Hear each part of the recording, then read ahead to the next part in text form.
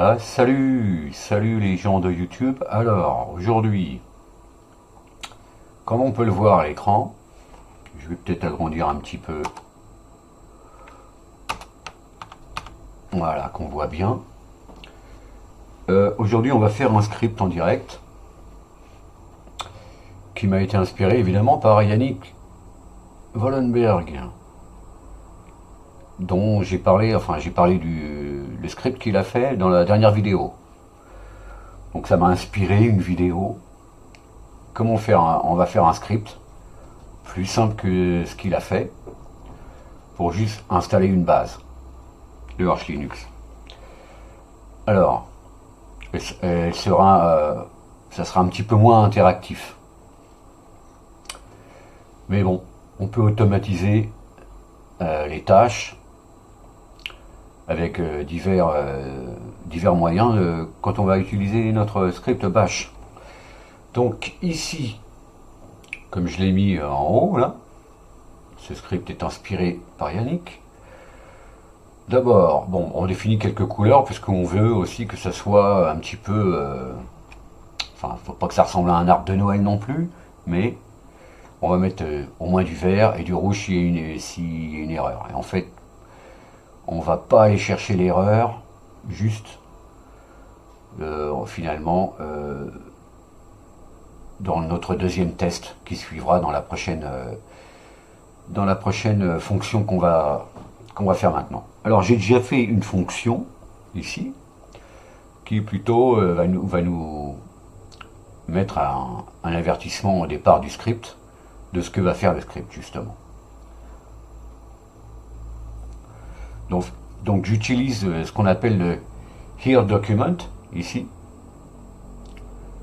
pour faire apparaître un texte ou quelque chose entre finalement le EOF ici, end of file, et le EOF ici, qui doit toujours être contre la première ligne ici. Pas d'espace. Si je fais ça, ça ne fonctionnera pas. Donc, voici ce que va faire la fonction en fait. Ça va afficher quelque chose à l'écran. Et on met, par exemple ici, commence à mettre des couleurs ici pour mettre ce texte en couleur. Et ici, pour terminer la couleur, recommencer la couleur ici et la terminer ici pour que ça n'apparaisse pas en couleur, que ça soit distinct. Donc en fait, si je rappelle un terminal et que je lance mon script, voici ce qui va apparaître. D'accord? Et au bout de 7 secondes, ça va se terminer. Voilà. Donc, je recache ma fenêtre. Donc ça c'était une première chose, hein. Je voulais pas finalement faire la fonction en direct avec vous, je l'ai faite d'avance. Alors, donc, la fonction description a été appelée. C'est ça qui se passe dans le script, hein. Ça appelle la fonction, ça exécute la fonction. Donc maintenant, on va créer une autre fonction qui sera l'installation du système, avec tout ce que ça comporte. Donc on peut l'appeler install, d'accord? Et dans cette fonction, eh bien, on commence. Donc, ce qu'on va faire, comme on aura d'abord ça à l'écran, eh ben, on va le faire disparaître, hein, puisqu'on va rentrer dans le vif du sujet. Donc, on utilise la commande clear. Et ensuite, on va définir des variables qui seront uniquement valables dans cette fonction. Donc on va utiliser la commande locale et on va définir nos variables. Alors, il y en a une que je vais appeler hardware disk. D'accord? Donc hardware disk, je vais la définir maintenant. Et elle sera égale à en fait une commande. Et cette commande, on la retrouve dans Nordi. C'est pour ça que je dis que je m'en inspire, que je la retrouve. D'ailleurs, je remercie Yannick comme j'ai pas réécrit le script, mais resyntaxé un petit peu, on va dire, que ça soit plus lisible pour quelqu'un qui lit le script. Donc il a mentionné ma contribution au script. Je l'en remercie. Donc on va aller chercher notre hardware. Voilà. Voilà comment il a mis ça. Donc je vais copier cette commande et je vais venir la mettre. Mais je vais être un petit peu plus économe que Yannick ici, puisqu'en fait il utilise, bon, il pipe le lsblk-r dans grep, puis dans cut, puis dans sed. Nous on va faire plus simple, puisqu'il y a un outil qui s'appelle Awk et qui fait tout. Donc pour remplacer ces trois outils, on va utiliser que un qui sera Awk. Donc Awk, on va lui dire de chercher l'occurrence disque. D'accord? C'est ce qu'on a vu dans la commande que je viens d'effacer là. Ok. Maintenant, bah, je peux lui dire, comme Yannick voulait prendre la première occurrence qui vient avec sed, qui vient dans la sortie de lsblk-r, et ben je vais dire à Awk de me chercher donc number of record 1, donc la première ligne. Je vais chercher sur la première ligne où il va trouver disque. D'accord? Et donc bah ça c'est une commande, donc je sépare ma commande d'une deuxième commande qui va être tout simplement de m'afficher. M'afficher quoi? Eh bien le premier champ de la sortie. Et donc on obtiendra le même résultat. Donc je vais prendre cette commande. À chaque fois j'ai fait une petite démo. Alors par contre ça, voilà. Je prends ma commande, j'ouvre mon terminal, je colle ma commande et j'obtiens SDA. Hein. Bon, moi j'ai SDB parce que j'ai un autre disque, hein, mais en tout cas l'installation ici va se faire quand il y aura un disque. Hein. Donc, parce que moi dans lsblk, voilà, j'ai deux disques avec deux partitions à chaque fois. Donc on va s'occuper que de SDA dans notre cas. Donc j'obtiens bien mon SDA. Alors ensuite, bah, je vais définir finalement le chemin vers ce disque pour ensuite le passer pour le montage et pour le passer à CFDisc, qui est l'outil qu'on va utiliser pour partitionner notre disque, créer notre table de partition. Donc celui-ci, bah, je vais peut-être l'appeler S-disque, par exemple,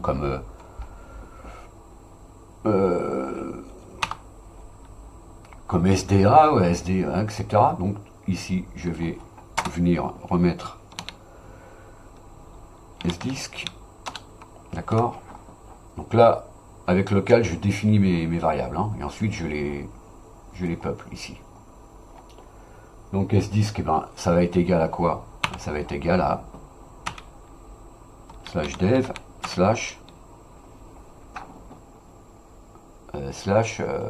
ça, puisque ça c'est égal à SDA, d'accord. J'oublie pas de mettre mon signe $, pour rappeler ma variable. Ok.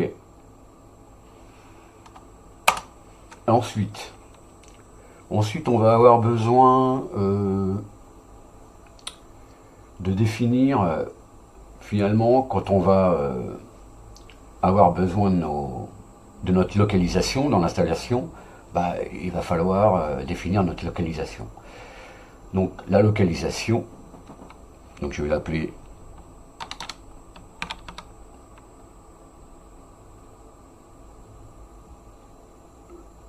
location, hein, parce que moi je parle anglais, hein. Donc location, ça va être une commande, toujours pareil. Et la commande, eh bien je vais aller la chercher dans le script de notre ami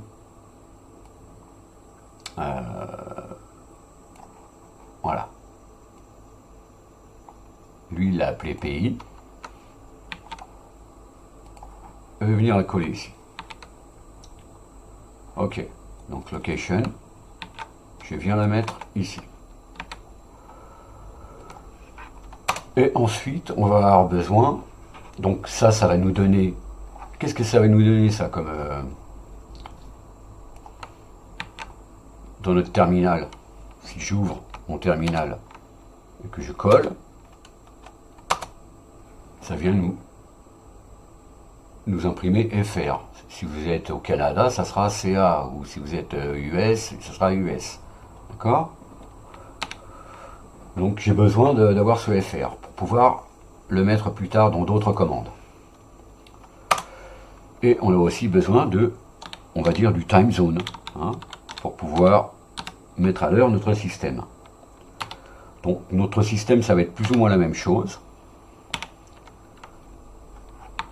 Sauf qu'ici, à la place de country, on va mettre time zone, tout simplement. Voilà. Donc si je prends cette commande, toujours pareil, je vérifie à chaque fois mes commandes, hein. C'est très important, ça permet finalement de ne pas faire de bêtises. Time zone, voilà. J'obtiens Europe, Paris. Donc c'est là où je suis. D'accord? Ok. Donc time zone, pareil, je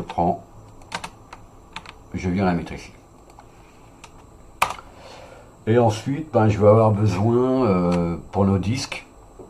Alors, comme je le dis, le layout, ici plus haut, on va avoir besoin ici la partition 1, la partition 2 et la partition 3.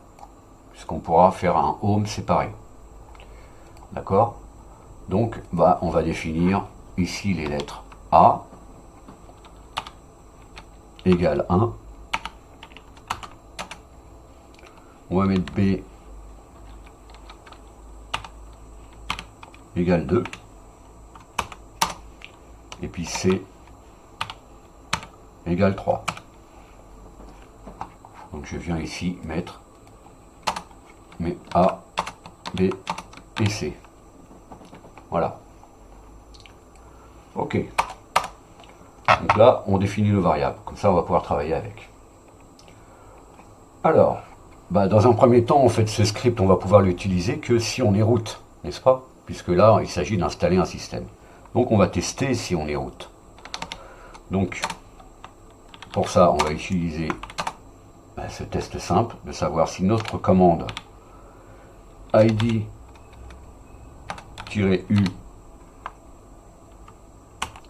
si elle est égale ou strictement égale à 0, puisque le id de route c'est 0.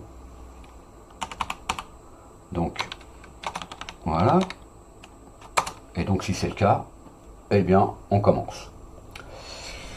Alors il y a un truc qui se passe aussi quand on veut installer un système, c'est qu'on va aussi l'installer assez rapidement. Donc on a besoin, comme là on va avec Packstrap, c'est la commande qui va installer tous nos paquets. En fait, elle va utiliser le pacman.conf qu'il y a sur l'image ISO. Mais par défaut, dans l'image ISO, etc pacman.conf, les parallèles download ne sont pas activés. Donc ce qu'on va faire, on va mettre un petit commentaire, et puis on va dire, tiens, que l'on va paramétrer, disons, pour télécharger plus vite nos paquets.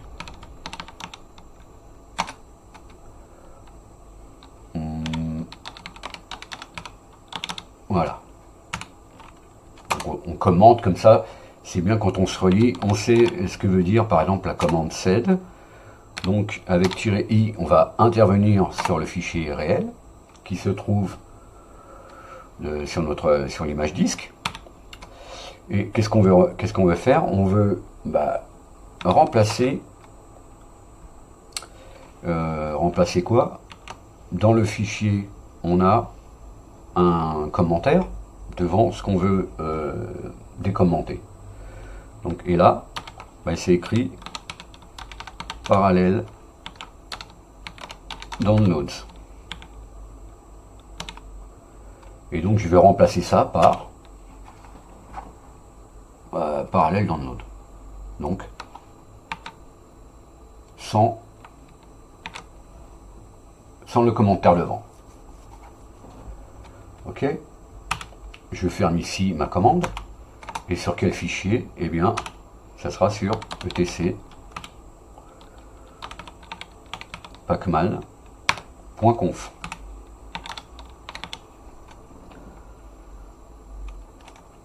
Donc là, on aura déjà les parallèles download qui seront activés. Ça ira plus vite que... Voilà. Ensuite, là, maintenant, on va voir, comme c'est écrit ici, si on est bien sur un système UEFI. Donc ça, c'est notre deuxième test, qui se trouve dans ce premier test. Donc c'est un test imbriqué, on va dire. Hein. Alors, j'ai vu dans le script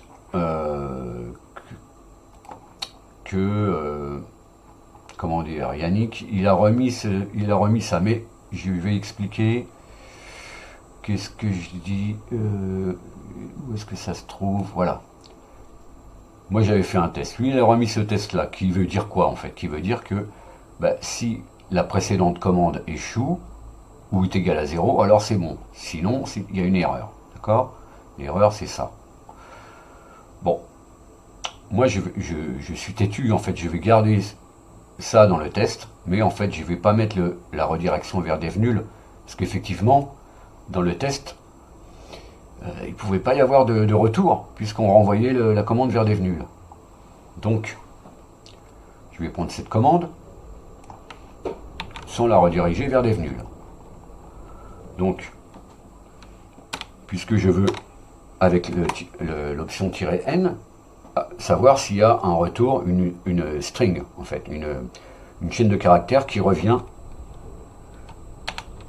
de la commande ls6 firmware fivar. D'accord? Donc ici, pas de redirection vers dev nul, sinon, ça ne marchera pas avec ça. Et donc, erreur est donc sortie du script.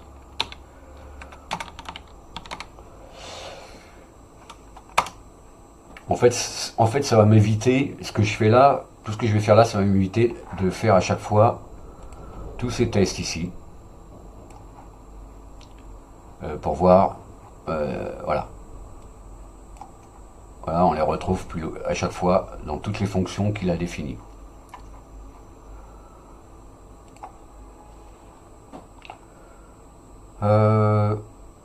Alors, si on utilise un système UEFI, on peut finalement dire à l'utilisateur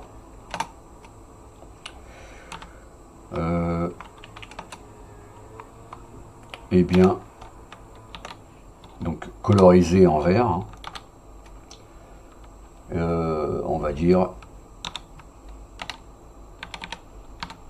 success. Et UEFI système detected. D'accord? Ok. Et ici, maintenant, j'enlève la couleur, hein, parce que sinon, ça va coloriser toutes les commandes qui vont suivre. Alors que je veux que finalement ça attire l'œil de l'utilisateur que certaines fois en fait. Hein. Donc il faut avoir le temps de voir cette couleur ou cette chose. Et donc on va lui mettre 2 secondes avant que les prochaines commandes. Alors. Donc Donc maintenant on va mettre à jour l'heure du système. Donc on va mettre 7 NTP true. Et au lieu de voir si cette commande a réussi avec un test, bah finalement je vais souvent utiliser le si et seulement si, en fait on pourrait le traduire comme ça.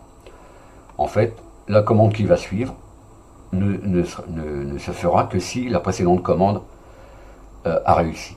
Donc on fait un time date ctl. Et donc on va faire apparaître à l'écran. On va faire apparaître à l'écran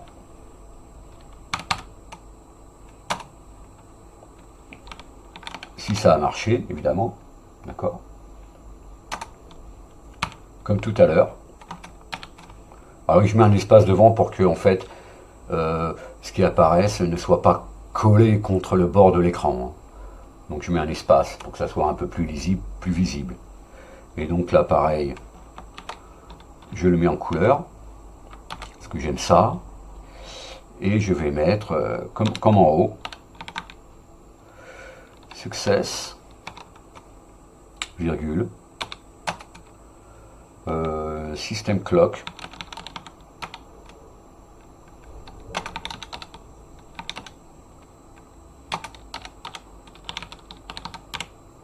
d'accord, et j'enlève ma couleur. Donc j'ai mis NC pour no color en fait, hein. On les voit ici d'ailleurs, hein. NC, donc c'est, on revient à la couleur neutre ici, 0. Le G c'est pour green, et le R c'est pour red, ou rouge. Ok. Donc ça c'est fait. Maintenant, bah, pareil que tout à l'heure, on va laisser un petit temps pour que l'utilisateur voit bien que pour l'instant tout va bien. Jusqu'ici tout va bien, mon commandant. Alors, bah maintenant, qu'est-ce qu'on va faire? On va paramétrer nos disques. Donc, j'ai dit tout à l'heure qu'on allait utiliser CFDisk. Donc, CFDisk. Ok. Et on va utiliser CFDisk sur /dev/sda. Donc, en fait, là-dessus. D'accord? Si je crée des variables, c'est pas pour rien. Je rappelle ma variable. Ok? Donc là, on va rentrer dans le programme CFDisk. Et on verra tout à l'heure, une fois que j'aurai terminé le script. De toute façon, il n'y en a pas pour longtemps, hein. Il y a une centaine de lignes, là on est déjà à 50 et quelques. Ça va aller assez vite. Une fois, je ferai une démo dans VirtualBox, d'accord? Donc ensuite, on va dire, donc on dit à l'utilisateur que maintenant, donc toujours en vert quand on veut lui parler, comme ça, ça attire son attention. Green, ok. Et ben, je lui dire, bon.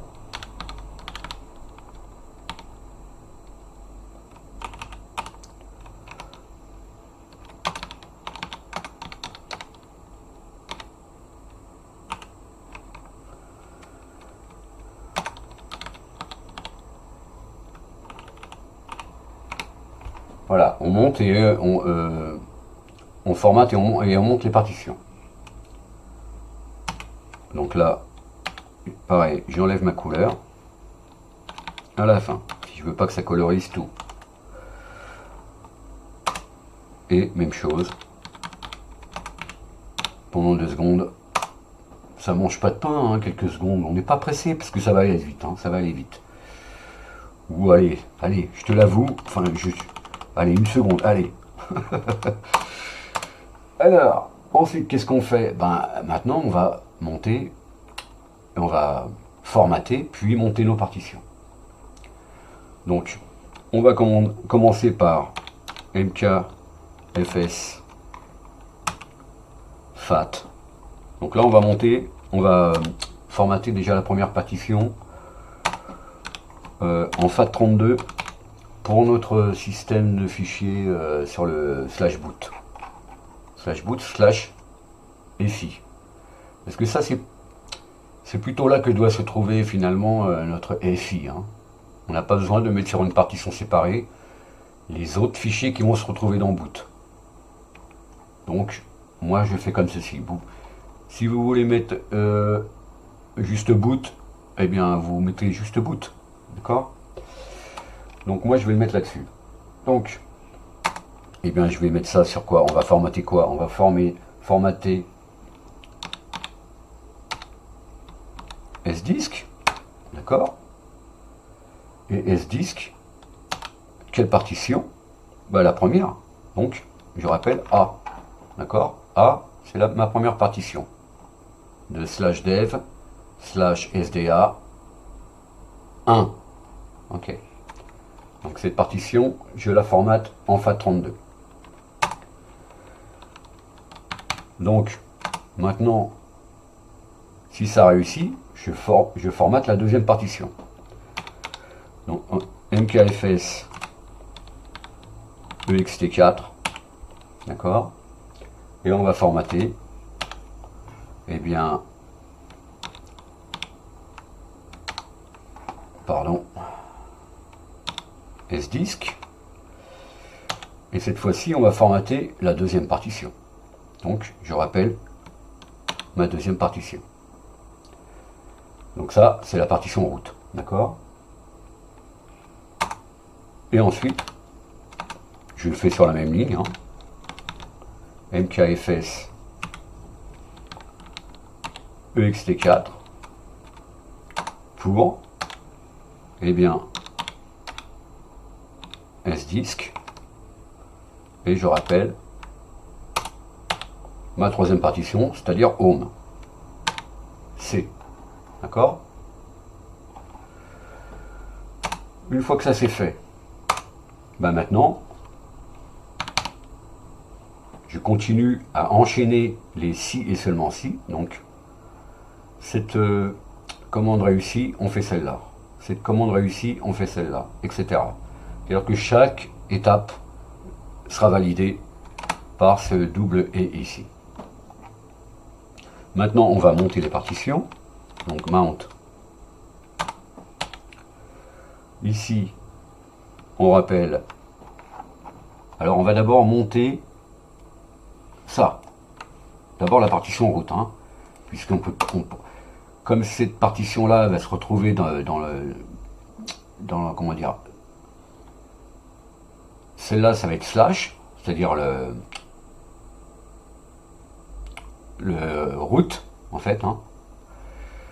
Et puis ensuite, bah, qu'est-ce qu'il y a en dessous? Il y a /bin, /boot et fi. Donc on est dans l'arborescence. Donc on monte d'abord. En premier, on monte d'abord ça. Et puis, donc, on va monter ça sur MNT.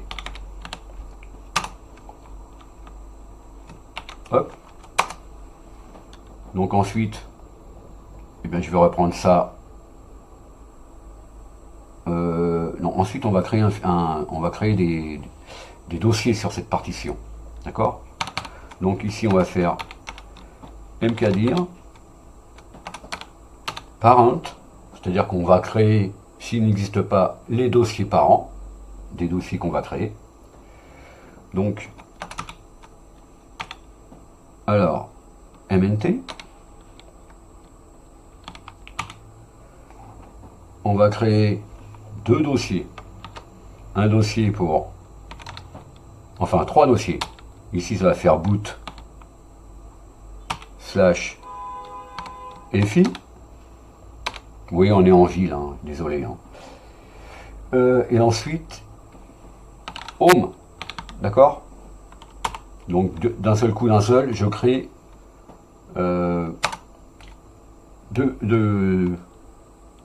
deux partitions, enfin deux dossiers sur les partitions. Ok. Donc, et ensuite, eh bien, on va monter ces partitions. Donc, mount. Ici, SDisk. Alors, on va monter d'abord, pourquoi pas, dev SDA1. Et bien, on va le monter sur mnt slash boot slash fi, donc notre partition de boot, et ensuite eh bien, on va monter notre partition sdisk, je rappelle ma troisième partition, c'est-à-dire home, sur mnt slash home. On est d'accord les amis? Est-ce que vous suivez? Parce que des fois je suis un peu confus ou confusionniste. Alors, et donc ensuite on va refaire un lsblc qui va apparaître et on va voir nos partitions qui seront montées sur les points de montage qu'on a voulu. Donc lsbl, d'accord, on fait un lsblk, ça va apparaître à l'écran et on va le laisser toujours paraître 2 secondes. Ok, donc jusque là voilà, on monte nos partitions. Donc bah, une fois qu'on est là, qu'est-ce qu'on va faire? Avant d'installer les paquets, bah, on va mettre à jour notre liste de miroirs. Donc, pour mettre à jour notre liste de miroirs, comme Reflector est installé sur les Arch Linux Live System, bah, on va utiliser Reflector. Puisque, en fait, la mirror list qu'il y a dans Arch Linux par défaut, il y a tous les miroirs du monde. Donc comme mon pays, c'est pas l'Afghanistan, c'est-à-dire c'est pas le premier pays qui va apparaître dedans, tu vois, je vais avoir les miroirs de l'Afghanistan d'abord. Donc ça m'intéresse pas en fait.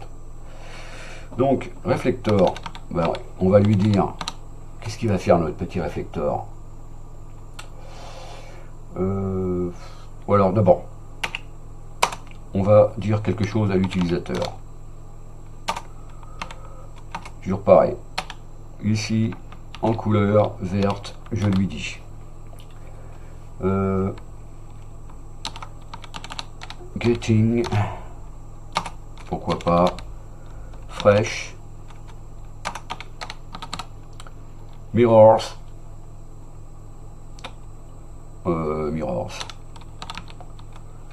list pour, et ici on va rappeler, en fait on va rappeler notre variable ici qui est location ici. D'accord? Donc je suis où là? Voilà. Ici, donc ça va nous dire, entre autres, getting fresh mirror list for FR dans mon cas. Donc, hop, je colle et je viens mettre ma couleur de fin. D'accord? No color.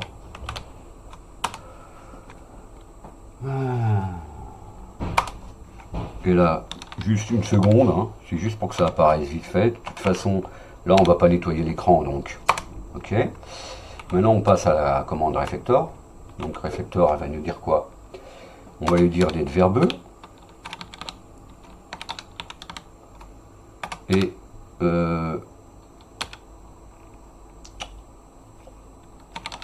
pour le country, on va lui dire eh bien de prendre ici composer, ça marche, oui, voilà, question. Donc on peut mettre soit le nom entier du pays avec la lettre majuscule devant, soit le code du pays, c'est-à-dire FR, ou soit le code numérique qui correspond pour la France, je sais pas, ça doit être 19 ou 20. Il y a une classification, en fait, si vous faites Reflector, je crois que c'est comme ça, list countries, voilà, on obtient ça, donc les pays ici, où est la France là-dedans? Voilà, ici. Le deuxième champ, bah, c'est FR, c'est ça qui nous intéresse, et ou alors on met ça. dans la commande reflector. Ok. Donc, location, ça va rappeler FR, donc là on est bon. Ensuite, donc, prends-moi les derniers, les 10 derniers qui ont été mis à jour depuis 24 heures. D'accord. On va faire un petit retour à la ligne parce que j'aime pas trop les grandes lignes. Ensuite, on va lui dire sur quel protocole. On aime bien HTTPS. D'accord. Ensuite, il va me les classer par vitesse. Et il va me sauvegarder ma liste. Toujours pareil dans ETC. Pacman.d mirror list. D'accord. Donc ça c'est ma commande Reflector. Avec évidemment mon pays ici. Bon, maintenant, on va prévenir l'utilisateur que maintenant qu'on a une mirror list toute propre, toute neuve, à jour, on va lui dire qu'on installe le système maintenant. Hein.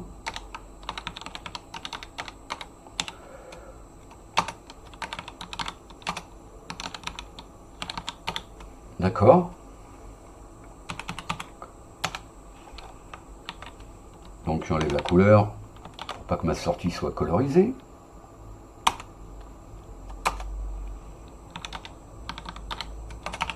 Une petite seconde. Alors maintenant, on va mettre Packstrap. Alors, on va mettre un commentaire ici parce que je vais expliquer pourquoi je vais utiliser cette commande. Donc Packstrap.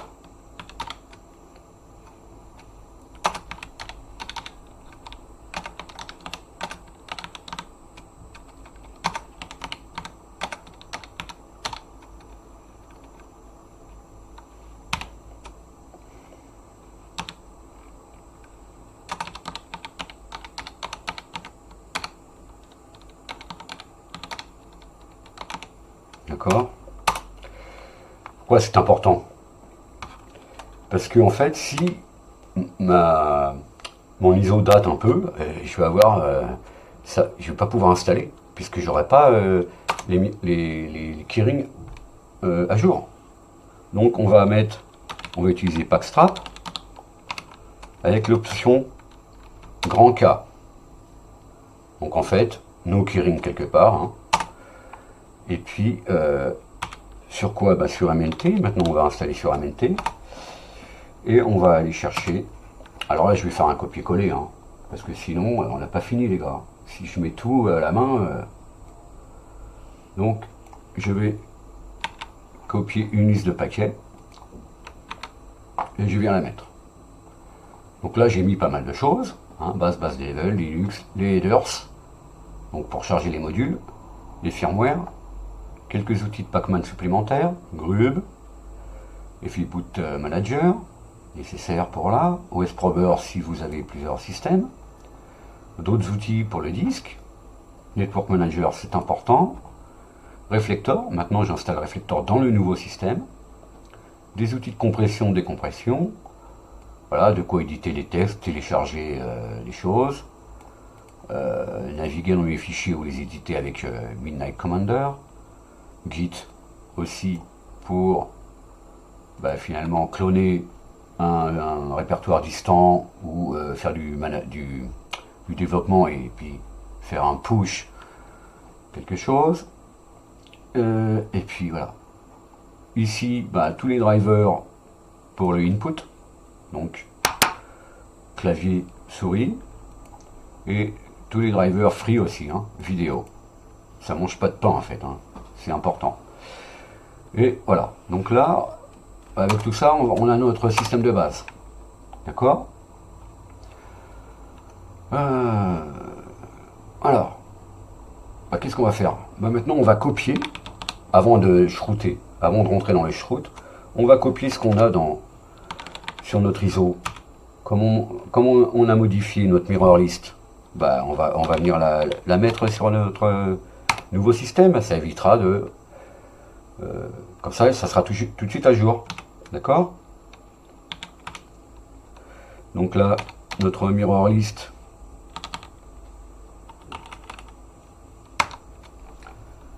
eh bien, je vais la mettre sur MNT ETC mirror list. Donc si je fais un 4, je fais une redirection. Donc j'oublie pas de mettre ça pour finalement écraser tout ce qu'aurait été mis dans mirror list avec le paquet qui fait partie de la base, qui s'appelle Pacman mirror list, parce que lui va me mettre la mirror list du monde entier. Hein, ça m'intéresse pas. Moi je veux celle que je viens de faire dans mon live, qui correspond à mon pays. Donc je le copie là-dessus. Ensuite, bah, je fais aussi un 4 de ETC Pacman. Point conf. Puisque je l'ai modifié, hein, puisque j'ai décommenté. J'ai décommenté avec cette parallèle download. Donc ça serait bien que bah, finalement j'ai la même chose ici. Donc je viens le mettre ici sur MNT ETC Pacman.conf. Ok? Ouais, maintenant bah, on va générer notre FSTab et on va pouvoir rentrer dans le shroot. Donc bah, on va dire à l'utilisateur ce qu'on fait. Comme d'habitude, on lui dit en vert qu'on est en train de générer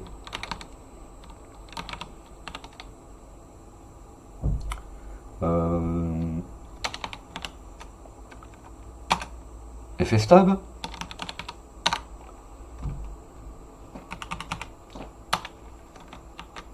Donc sans la couleur, hop.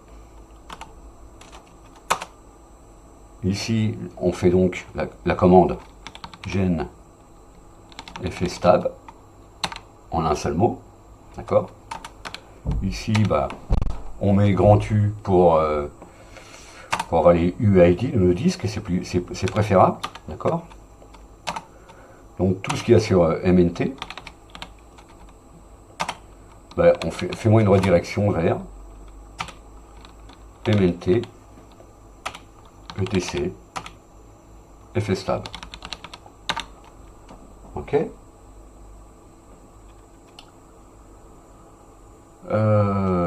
Donc là, pareil, je vais m'assurer que ça s'est bien passé. D'accord.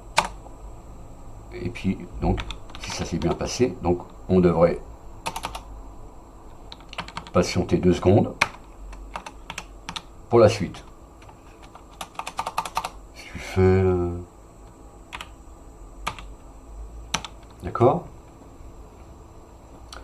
Bah, ok. Avant de shrouter, on va peut-être demander, parce que dans le shroot, on va éviter qu'il y ait trop d'interactions. Donc on va juste demander à l'utilisateur d'abord de renseigner le nom de la machine. Donc pour ça, moi je vais utiliser read -p, et puis je vais lui dire, quand je m'adresse à lui, d'accord. Donc ici je vais lui dire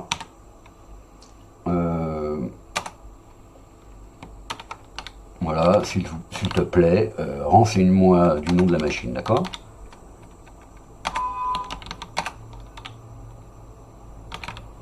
Donc là, ok.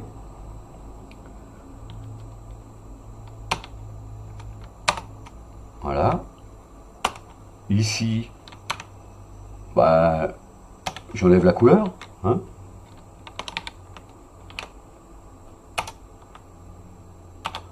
Ok. Et ici, je mets ma variable qui va... Je vais l'appeler machine, hein. Je vais la rappeler plus tard.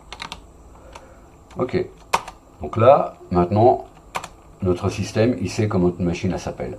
On va pouvoir maintenant rentrer dans le chroot avec la commande arch chroot. D'accord? Où ça? Eh bien, on rentre sur notre système monté, MNT. Et puis, on va utiliser bash, n'est-ce pas? Dans ce système. Et on va lui dire à notre bash,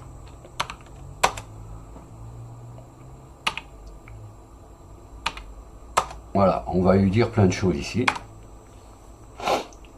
Alors, bah maintenant on va paramétrer, hein, comme si on rentrait dans le chroot. Donc, on va faire un ln-s. On peut mettre le F pour force, mais bon. Alors, de ce qu'il y a dans user share, donc là c'est pour notre time zone, hein, d'accord? User share zone info, d'accord? Ici, bah, c'est quoi notre ce qui va nous intéresser ici? Bah, on va aller rechercher notre time zone qu'on a mis là-haut, d'accord? Qu'on a mis ici. C'est ça qui nous a donné Europe Paris tout à l'heure dans notre ligne de commande qu'on a vu dans le terminal. Donc c'est ça que j'ai besoin de peupler ici. Donc je le rappelle. Et bien fais-moi un raccourci vers etc local sans time collé. D'accord? Local time. Et donc, si ça est réussi, là on va enchaîner les si et seulement si. Hein. Donc, bah, hardware clock. Hein. Hardware clock. Donc, 6 TOHC, d'accord? Et on se met en UTC si, et seulement si, évidemment, on est sur un système où il n'y a pas de Windows. Hein. S'il y a Windows, on met local, je crois, ou alors on met rien. Comme ça, parce que sinon, de toute façon, Windows, il va, comment dire, il va réécraser tout ça, lui. Hein. Donc, à chaque fois, vous aurez votre système qui sera jamais à jour. Ok. Donc, UTC. Ok. Ensuite, on va faire echo. Echo quoi? Ben, on rappelle maintenant ce qu'on a mis là-haut. On nous a posé le nom de la machine, ok? Donc le nom de la machine, on va le rediriger vers etc host name. D'accord? Ensuite, ici, echo. Donc on rentre notre keymap. Là, je m'adresse à des Français, évidemment. Donc keymap égale. Après, bon, ça reste assez simple comme script. Hein. Si on veut internationaliser le truc, bah, il va falloir passer par divers moyens. Évidemment, tout ça, on va pouvoir le capturer par un user input. Donc, on fera plus intervenir l'interlocuteur dans le script. Hein. Donc là, on va dire notre keymap, bah, on est français. Je m'adresse à les Français. Maintenant, s'il y a des, vous pouvez toujours adapter pour les Français canadiens ou les Français congolais. Voilà, votre keymap sera un petit peu différent. Donc on a dit latine 9, je crois. Non, latine 9. On redirige ça vers etc. Alors attention, pas de. D'accord. etc. vconsole .conf. Donc en fait, qu'est-ce qu'on veut là? Ben, on veut notre console en français quand on va se loguer, quand on va, etc. D'accord? Ensuite, on va ajouter, donc ici, on ajoute les fontes qu'on veut. Ok? Donc moi, d'accord? Dans le même fichier. D'accord? Donc là, j'ajoute. J'ai mis un deuxième chevron, hein, parce que sinon, ça va écraser ça. Hein. On est bien d'accord? Ensuite, on va dire écho. Alors maintenant, si on veut que notre écho se passe correctement, en fait, comment ici, on a vu qu'on a mis des doubles guillemets ici, pour encadrer toutes nos commandes qu'on va faire en Lustroot, bah maintenant on va utiliser les simples guillemets avec écho, pas les doubles guillemets. Sinon, on n'aura pas ce qu'on veut. Par exemple, si je veux mettre des espaces, mettons, au lieu de un espace entre chaque mot, si je veux en mettre 4, bah, ça ne sera pas respecté, il y aura toujours un seul espace. Entre autres. Donc pour que ça respecte notre truc, on va mettre choose your locals. Et là on va utiliser Nano simplement pour éditer le fichier comment dire, local.gen, d'accord? Donc ici on va juste faire apparaître à l'écran 2 secondes donc la phrase en question, choose your local using Nano. Et ici, et ben maintenant on utilise Nano. Donc Nano etc local.conf. Ok, localgen, pardon. Je viens de le dire et puis je l'ai. Ok, localgen. Alors dans Nano, bah, on va chercher nos locales, c'est-à-dire si vous voulez mettre vos locales en français, donc fr underscore fr en majuscule, etc. Donc vous décommentez la ligne qui vous intéresse, vous enregistrez le fichier, vous fermez le fichier et localgen va s'exécuter. Donc si ça s'est bien passé, donc si et seulement si, on lance la commande localgen -gen cette fois-ci. Ça c'est la commande, d'accord? Ensuite, bah, qu'est-ce qui se passe? On va peut-être dans local.conf, on va mettre des choses. Hein. On va mettre donc là langue égale. Moi je vais le faire en anglais, hein. Je vous le dis tout de suite, hein, parce que donc c'est ce que j'aurais mis dans Nano, j'aurais mis ça. US, d'accord, point, UTF-8, donc ça je le redirige vers ETC local.conf.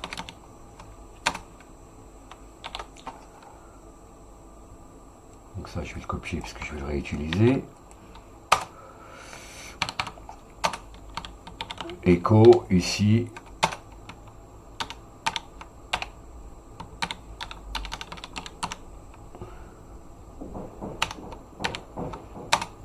Et là j'ajoute. Ok.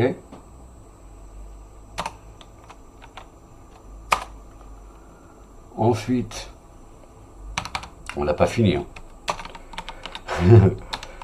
J'ai dit qu'on a utilisé, voilà, si on veut faire respecter nos espaces dans un fichier. Bon, qu'est-ce qu'il va faire? Là, on va peupler le fichier etc host. au pluriel.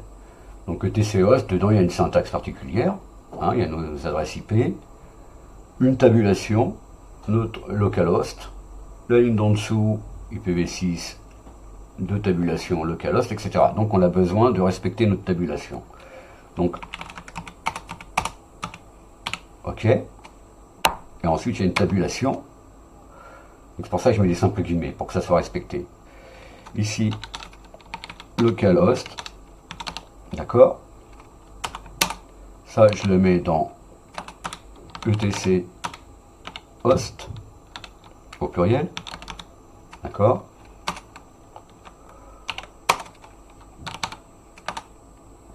Ensuite, bah, l'autre ligne, ça sera colonne, colonne, ou en anglais. Donc ici, voilà, je remets localhost. Maintenant, je l'ajoute à ETC, pardon.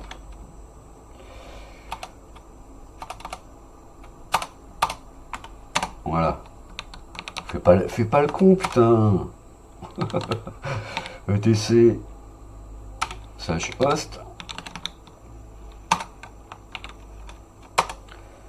On va ajouter une troisième ligne dans ce fichier. Donc, qu'est-ce qu'on va mettre?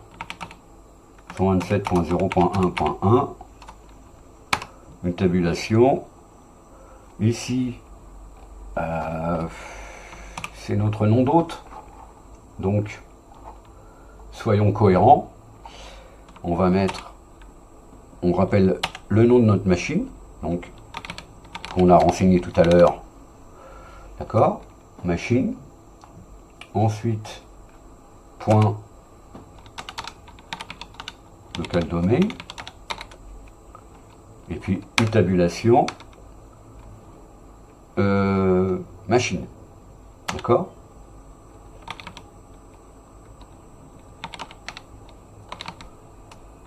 Ok.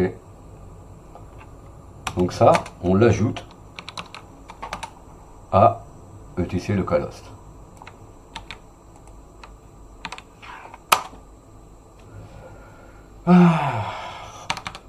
Ok, maintenant on a fait ça, on peut générer notre image d'oiseau. Donc mk init cpio-p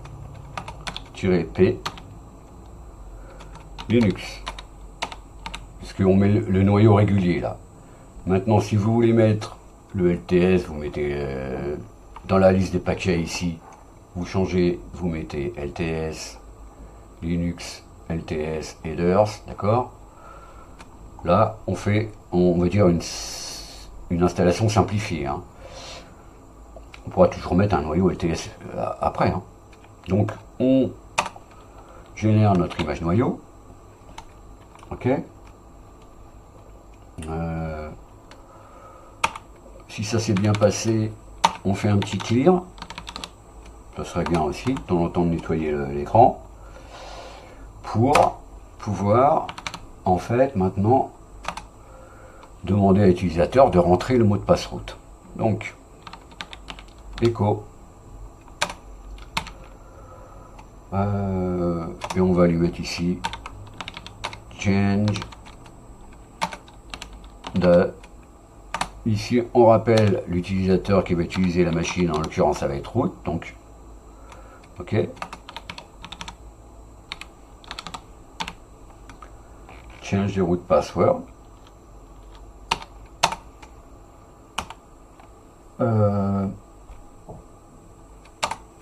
Donc là, on rentre notre mot de passe. Donc on lance la commande password. D'accord? Pour l'utilisateur. En l'occurrence, root. Si ça s'est bien passé tout ça, on met une petite ligne blanche. D'accord? Donc je remets toujours des simples guillemets puisque je rappelle, on est entre nos doubles guillemets ici. Sinon, ça risque de mal se passer. Ok. Maintenant, ben, on a bientôt terminé. On va dire à l'utilisateur que l'on va installer notre grub. Donc,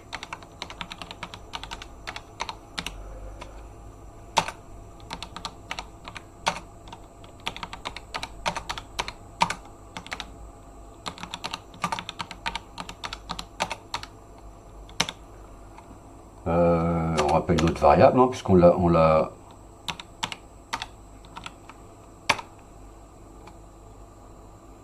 Ok, donc ça va nous dire là sur SDA, hein, SDA en l'occurrence. Voilà.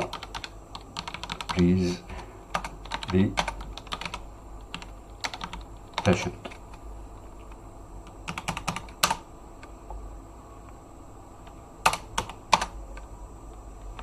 Hop. Et évidemment, ici, notre commande grub. Donc, grub install target égale xf86 underscore 64 FI FI directory égale boot slash FI. Nous, c'est ce qu'on a défini ici dans notre script. Il y a beaucoup de trucs. Donc là, je vais faire bootloader ID égale, et là on le nomme comme on veut, hein. On va l'appeler grub et en majuscule.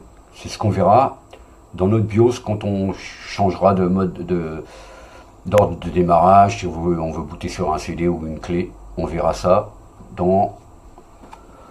D'accord. On peut mettre aussi arch grub. Voilà, c'est ce qu'on verra dans notre. Donc on donne un nom ici. Et puis on va faire, voilà, maintenant ça s'est bien passé. Si ça se passe bien, donc grub make config, ou ça sur boot slash grub grub.cfg. Donc ça, cette commande, si vous ne la connaissez pas, c'est que vous n'avez pas assez pratiqué. Parce que elle revient. Et ensuite, eh bien, on va systemctl, on va mettre en route notre network manager. Comme ça, quand on va redémarrer, on aura un network manager, on aura du réseau. Voilà. Donc ensuite, on va sortir du chroot.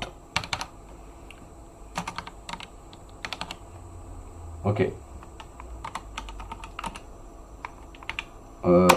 Maintenant, une fois qu'on est là, on va nettoyer notre écran. Et comme on est des gens bien, on va demander à l'utilisateur s'il veut rentrer dans le chroot pour lui faire quelque chose. Soit vérifier l'installation, soit installer des paquets, soit paramétrer d'autres choses. Ok. Donc, on va lui dire à notre coco.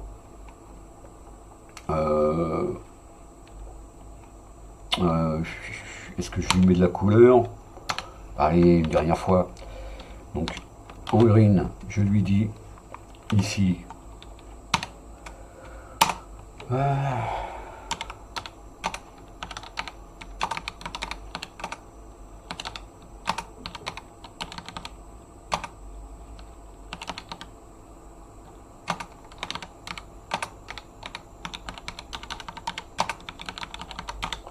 Ok, vous voulez rentrer dans le système nouvellement installé? Point d'interrogation. Et ensuite, ok, yes, no.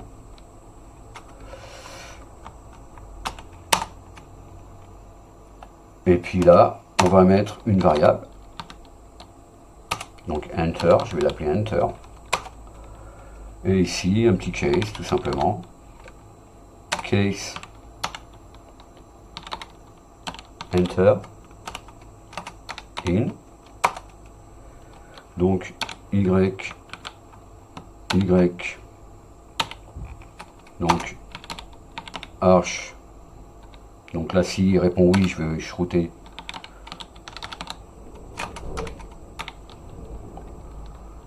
Ok. Et au cas où c'est no,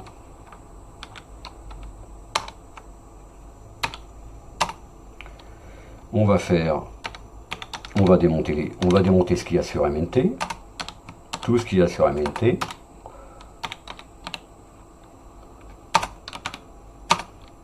Et on va rebooter.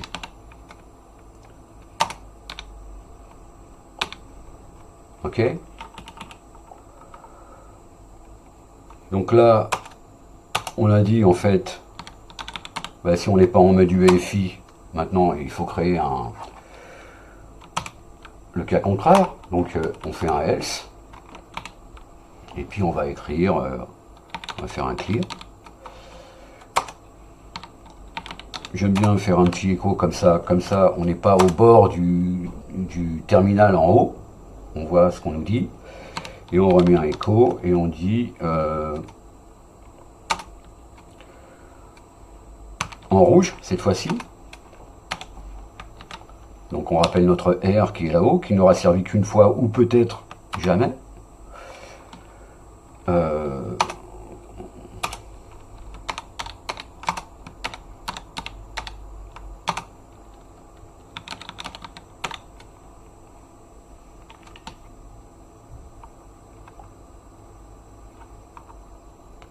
Ok, menu effet système.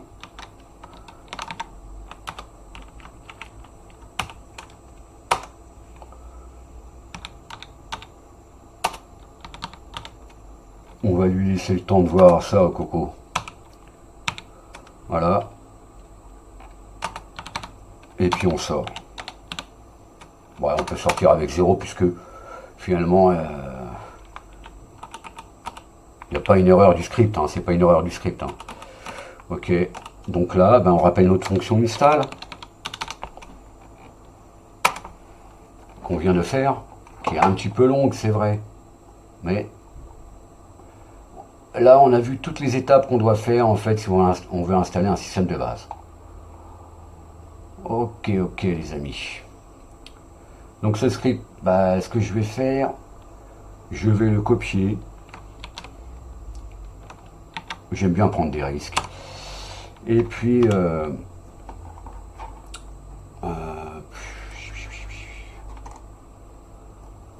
je vais aller sur mon GitHub et le coller.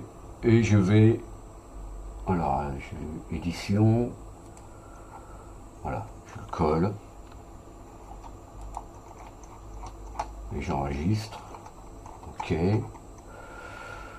Ok, bon, alors, je vais rappeler mon navigateur. Donc ici, voilà, j'ai mon script que j'ai rangé, que j'ai créé. On vient de voir ici. Par contre, il y a un truc que je vais rajouter.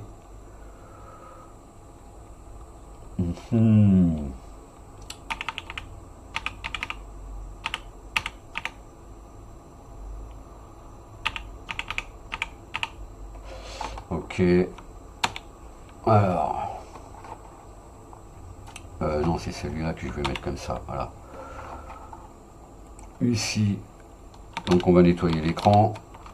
Et puis on va mettre une police plus grande parce que la petite police, un, c'est pas bien pour la vidéo. Et deux, pour l'utilisateur, c'est bien qu'on définisse autre chose. Donc on va utiliser la commande setFont. On va utiliser une commande qui est installée sur une fonte qui est installée sur notre système. Voilà. Comme ça, on aura une police assez grande. Ça sera clair. Ok. Donc, bah, lui, je vais le mettre là-bas. Lui, je vais le mettre là-bas. Et je vais lancer mon VirtualBox. J'ai préparé une machine virtuelle 6 Go de RAM, 4 CPU, tac, avec un disque là, et l'ISO qui ne sera plus là demain, puisque demain on est au mois d'avril, et donc l'image change. Donc je vais démarrer. Non, cancel, je ne peux pas démarrer en grand écran tout de suite.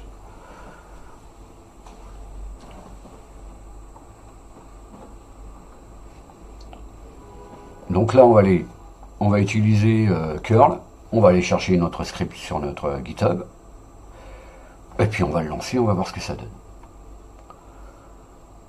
Donc là c'est un peu long les amis, je sais, mais bon, c'est pour les acharnés, hein. Donc je vais le préciser dans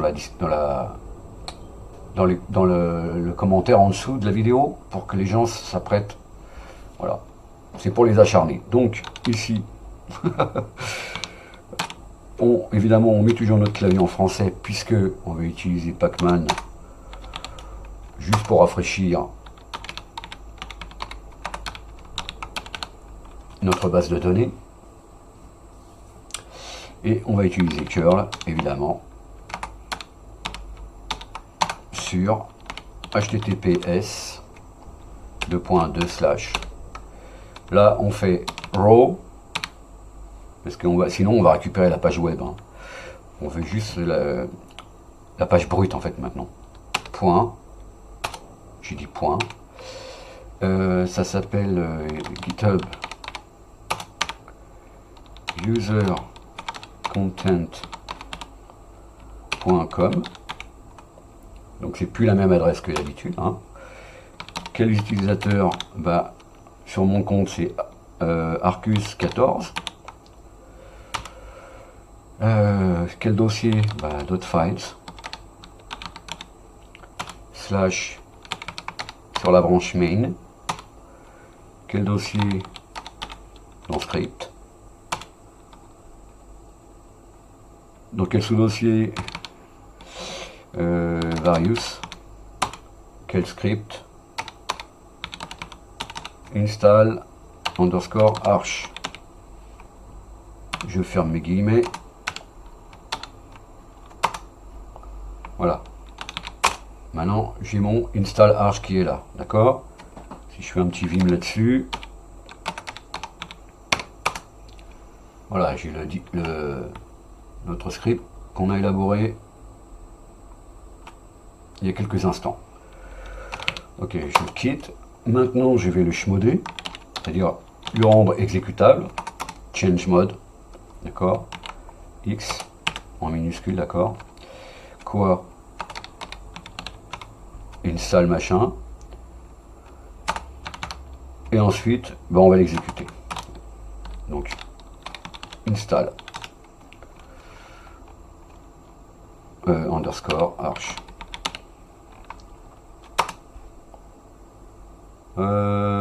Oui, chmod, oui, bien sûr. Donc là, on voit notre police, hein.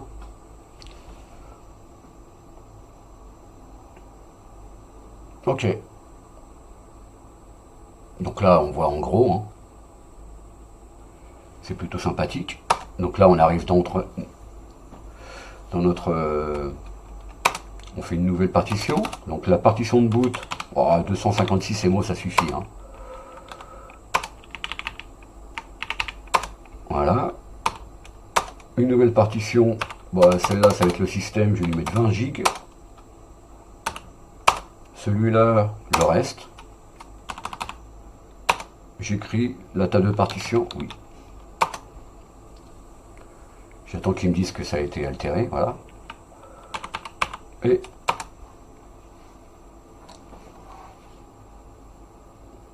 donc là, voilà. On voit LSBLK, Getting French Mirror List. On voit Reflector. Voilà. Et voici. Donc là, 671 mégas. Hein, parce que j'ai mis tous les drivers input et vidéo. Comme ça, on est tranquille. Et on voit qu'on a bien une liste qui se télécharge en multi-download. Hein. Parallèle download. Donc ça a bien pris en compte la ligne de commande SED qui a décommenté dans etcpacman.conf parallèle download. Donc là, oh, ça va aller assez vite, je laisse toujours courir, hein. J'ai dit c'est une longue vidéo, c'est pour ceux que ça intéresse. Donc elle fera pas beaucoup de vues, les longues vidéos ça fait rarement beaucoup de vues, mais bon. Ou alors les gens ils perdent le fil au bout de 10 minutes, mais on verra bien, hein.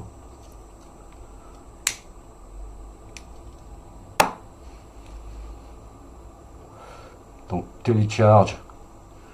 Donc là, pas de problème de clé, hein, puisqu'on a utilisé packstrap-K pour ne pas importer les keyrings périmés de l'ISO.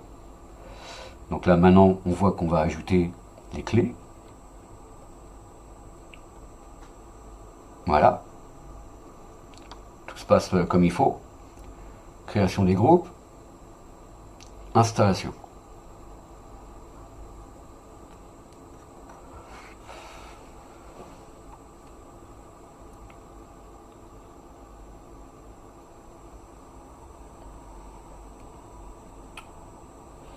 J'espère que vous voyez bien, hein. La police, j'ai mis du Sun 12/22. Donc un truc assez conséquent.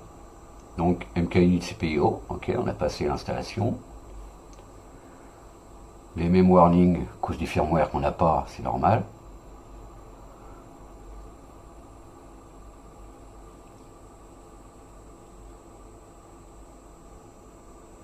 Voilà, le nom de la machine. Oh, je vais l'appeler Arch. Ok. Ah, on me dit de choisir, donc CTRL W. J'ai dit que j'allais mettre mon système en anglais. Donc EN_US. Je décommente. CTRL O, entrée, CTRL X. Donc là, génération, encore avec les locales dans le noyau de l'image.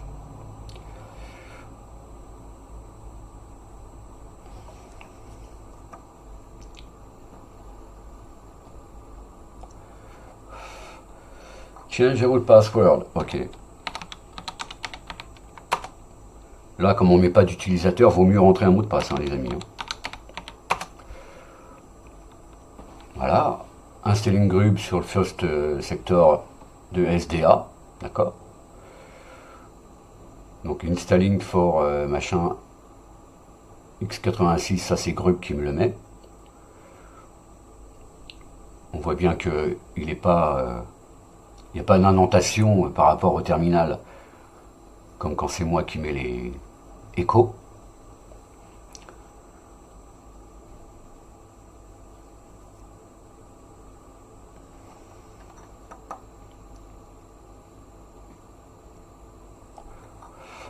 Donc là, il va me proposer, après, une fois que c'est fini, d'installer, ça va générer, voilà, la group config, network manager. Est-ce que vous voulez rentrer dans le système? Je vais dire non. Là, on reboot.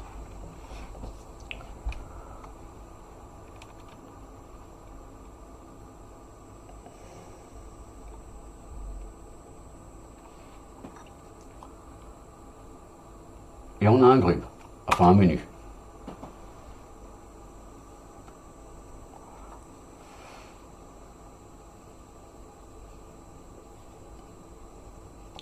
Ok, route. Je rentre mon mot de passe. Ok, on est bon.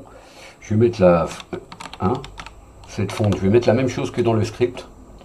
Donc j'utilise Sun, je crois que c'est 12/22. Voilà, comme ça, on a une fonte. Maintenant, on va aller vérifier nos fichiers, juste comme ça. Donc etc, mettons etc host, pour voir si ça a bien respecté les indentations qu'on a mises. Voilà, on voit bien que on n'a pas un simple espace entre nos adresses IP et nos hôtes. On a bien une tabulation. Ok. On peut vérifier, de toute façon hostname, ça doit être bon, hein. Il n'y a pas de souci là-dessus. Hein. Arch, ok. On peut vérifier notre vconsole. Latin 9, ok. Eurlat, JR, ok. On va vérifier quoi d'autre? Local peut-être. Qu'est-ce qu'on a dans local? .conf. Langue English US. LC collate égale C. Je crois que c'est tout. Hein.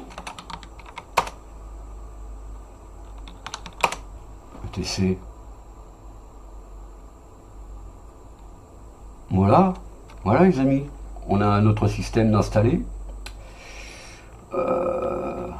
Voilà, après il nous reste à installer, si on veut installer Xorg, un desktop, ça. On peut refaire le même genre de script avec la totalité du desktop. Hein. Après tout, c'est fait pour ça. Donc, j'espère que cette longue vidéo vous a plu et que faites la même chose chez vous. Essayez, testez et inspirez-vous des scripts des autres, comme je l'ai fait avec celui de Yannick. Merci en tout cas Yannick. J'ai voulu simplifier l'affaire, bon c'était un petit peu long à faire en direct, mais bon. Je vous dis donc à la prochaine les amis, pour d'autres aventures. Allez, à plus.